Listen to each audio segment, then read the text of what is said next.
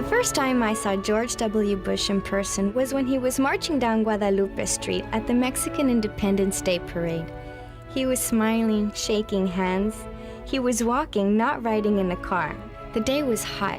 He was sweating, but he loved it. Kind of reminds me of the days when the Kennedys used to go to the Latino neighborhoods, to our neighborhoods. They loved everybody and everybody loved them. That's how I feel about George W. Bush. I've been asked many times what makes up the character of a man. I think it's a lot of things. Where you grow up and how.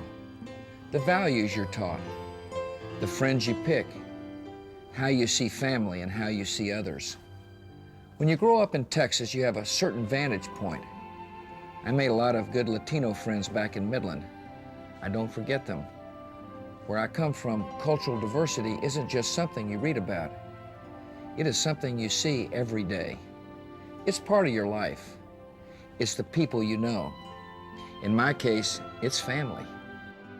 I'm a young Latino in the U.S. and very proud of my bloodline. In many ways, I'm like any other American. I believe in opportunity, a level playing field for everyone, and the achievement of the American dream. I have an uncle that is running for president because he believes in the same thing. Opportunity for every American, for every Latino. His name, same as mine, George Bush. I'm proud of the Latino blood that flows in the Bush family. As a consequence, I've learned about the culture, a bit about the language, and a lot about the Latino character. I've learned that my values and Latino values are the same, conservative values. It didn't matter to him whether you had a lot of money or you didn't have any money, or you were Latino or black or whatever. He's the same person, and that's what made you comfortable around him. Tiene el corazón de una persona que entiende al latino y nos ve iguales. It's a comfort to know that maybe, quite possibly, George Bush will be president of this country, and we'll have someone that can understand us. Someone that's not pretending, or I need an advisor to go understand the Hispanics in Midland and Texas, and he can actually say, hey, I know what they need. Latinos enrich our country with faith in God, a strong ethic of work and community and responsibility. We can all learn from the strength, solidarity, and values of Latinos. Latinos come to the U.S. to seek the same dreams that have inspired millions of others. They want a better life for their children.